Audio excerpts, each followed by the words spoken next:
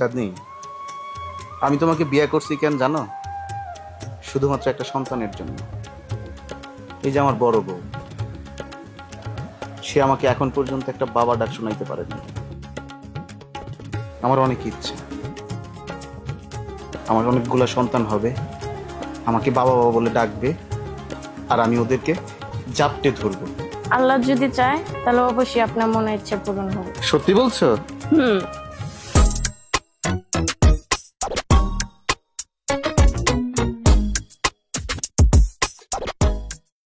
Hello, তা তোমরা চাইলে আমারে যদি খোঁজ খবর রাখা লাগে, তোমরা কি দিকে আসো?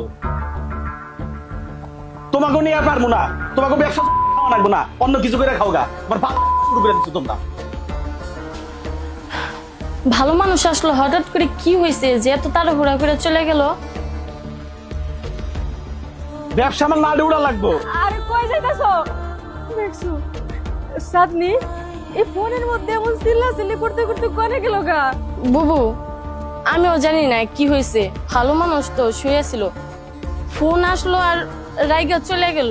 এই মানুষটা যে কি কইয়ে না কইয়ে যখন বাড়ি থেকে বাইরে যায়, আল্লাহ জানে কোনে যায় এবার কোনে কি বেজাল বাজাইবো। বুঝলাম না বুবু, তুমি এত চিন্তা করো কে? লোকটার হয়তো কাজ আছে কোনো, তার জন্য চলে গেল। আর বুবু, আমার না অনেক দিন ধরে শরীরটা খুব খারাপ লাগতেছে। তুমি এক কাজ করো, আমার জন্য এক গ্লাস দুধ এনে দাও, আমি খামো। দুধ? তোর আমি দুধ খামু? হ, তোরে আমি দুধ খামু। তুই হইছিস যত নষ্টের মূল। এই সংসারে আসার পর থেকে আমার স্বামী আমার সাথে ভালো মনে করার সময় কথা কয় না, আমার সবসময় এড়াই এড়াই চলে। দুধ তোরে আমি খাম।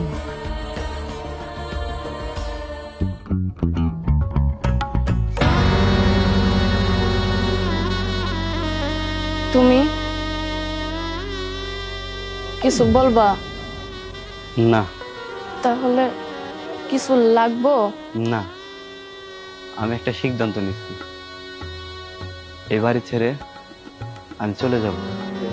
যারা কিনা মন প্রাণ দিয়ে ভালোবাসছিলাম, 24টা ঘন্টা যার কথা আমি ভাবতাম, যাকে নিয়ে আমি সারা জীবন থাকবো ভেবেছিলাম, আর সে আজ আমার বড় ভাইয়ের বউ, আমার ভাবি।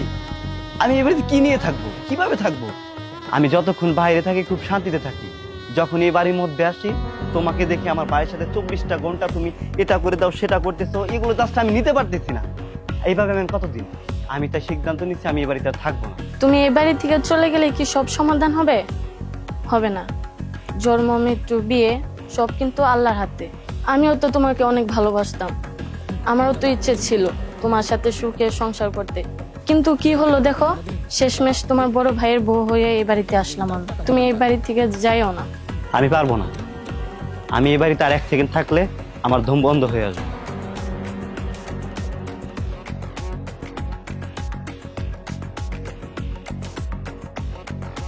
দুধ খাবি না? আমারে কিনা অর্ডার করে ওর জন্য দুধ নিয়ে যাইতে। আজকে এমন দুধ খাওয়াবো না, খাওয়ার পরে বুঝবি 3.5 হাত মাটির নিচে কি কি থাকে, তার সাথে তোরে অতি শীঘ্রই পরিচয় করাই দিই।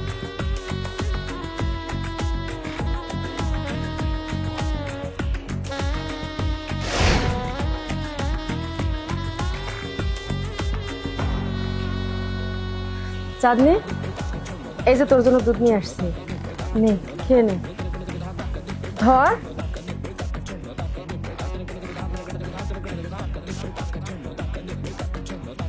এখন একটা কাজ হবো না, সামান্য একটা ট্রাক সার্জেন্টের কাছ থেকে ছাড়াবার পারে না, মেজাজটা কিরম গরম হয়, ব্যবসায়ী বাদ দিয়ে দেওয়া লাগবে আমার।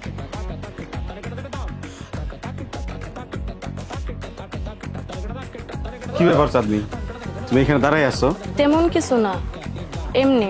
ও, তুমি দুধাতে নিয়ে খাড়াই রইছো? প্রচুর গরম পড়ছে, গরমে মাথাটা গরম হয়ে গেছে গা। ই দাও, দুধের গ্লাসটা দাও, আমি খাই আমার কলজাটা ঠান্ডা করি। আর দেও খারাই চোখে।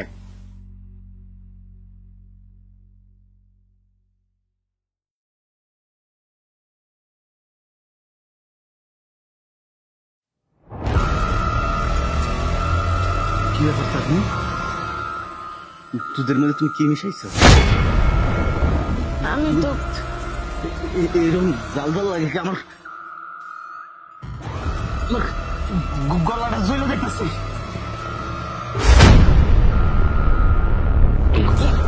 কি হয়েছে তোমার? আমি তো এই দুধে কিছু মিশাই নাই, এই দুধটা আমার ভাবি খাইতে দিয়ে গেছে। তুমি এরকম করতেছো কে? কি হয়েছে তোমার? তুমি সত্যি করে কও, এই দুধের মধ্যে কি মিশাইছো? আমার জন্য কেমন লাগতেছে? কি হয়েছে তোমার? কিছু বলো না।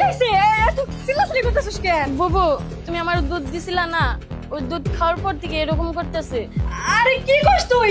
তোরা তো দুধ খেতে দিছিস, সেই দুধ তুই উনারে খাইছস, আর ওই দুধে তো বিষ ছিল। কি বলো বুবু? তুমি আমার বিষ খাওয়ায় মারতে চাইছিলা, আর ওই বিষ উনি খাইছে? ওগো, তুমি কথা বলো না কে? কথা বলো না জানি উনি আর কথা বলবে না। আমি তো এটা চাই নাই।